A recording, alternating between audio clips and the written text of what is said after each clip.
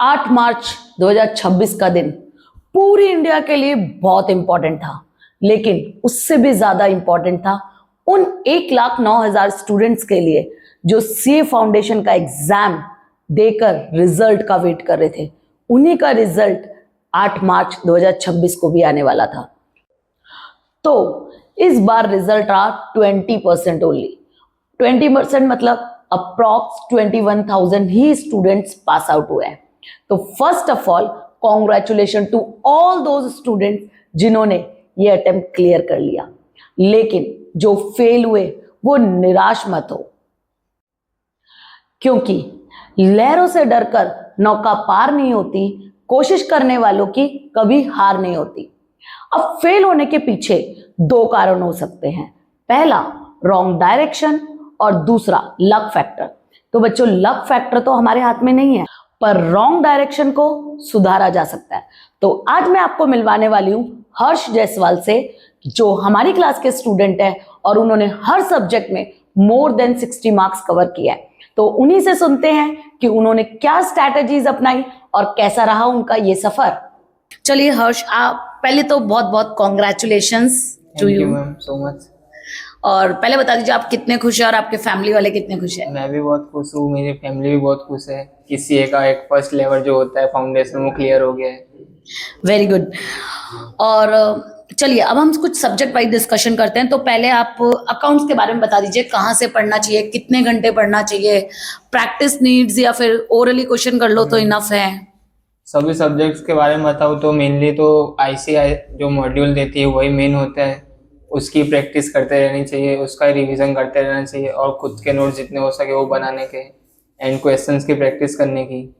तो मतलब लिख लिख के क्वेश्चन करने हैं। करने ही पड़ेंगे। ओके अच्छा, व्हाट अबाउट लॉ? लॉ में तो रिवीजन जितना हो सके उतना और रीडिंग जितनी हो सके। ओके, मेरे को तो लॉ से बहुत डर लगता था, तो क्या आपको भी?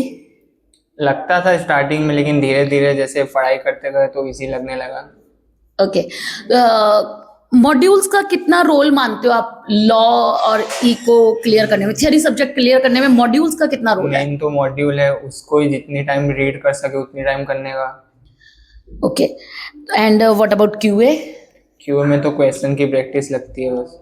एक्चुअली सबसे बड़ा प्रॉब्लम ये रह जाता है जिन बच्चों के पास मैथमेटिक्स नहीं होता है 12th स्टैंडर्ड में, वो उनको क्यूए टफ लगता है। तो आपके पास मैथ्स था या नहीं? मैथ्स था। 12th में मैथ्स था आपके पास? ओके ठीक है, तो होप आपको क्यूए थोड़ा इजी रहा होगा। ओके, एंड कितने घंटे आप रोज का पढ़ते थे? रोज का बताओ तो 6 से 7 घंटे, वो भी डेली बेसिस पे। ओके, लेकिन डेली पढ़ना है 6 से 7 घंटे, बट डेली पढ़ना है। ओके, और लास्ट एग्जाम के 20 दिन या 15 दिन जब बचे हो तब आपका सिनेरियो ये 6-7 घंटे ही था या कुछ आपने बढ़ाया तब उसको? थोड़ा ज़्यादा हो गया था, 7 से 8 घंटे। और मेन तो ये था कि डिस्ट्रैक्शन से दूर रहना है, मोबाइल कम से कम यूज़ करना है, पढ़ाई के लिए ही करना है एंड बस यही सब।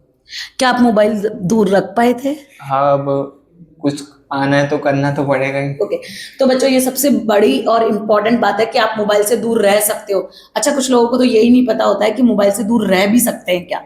तो आप मोबाइल के से दूर रह सकते हो। एग्जाम के लास्ट 1 महीने में जितने भी डिस्ट्रैक्शंस हैं उनको दूर करो, और सबसे बड़ा डिस्ट्रैक्शन अभी भी शायद आपके हाथ में है जिसपे आप मुझे सुन रहे हो।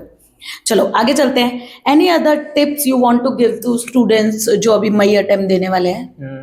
पहला तो अपना माइंडसेट पॉजिटिव रखने का, किसी से ज़्यादा कंपैरिजन नहीं करने का, अपना बेस्ट देने का और जितना हो सके उतना क्वेश्चन प्रैक्टिस और रिवीजन मल्टीपल टाइम्स।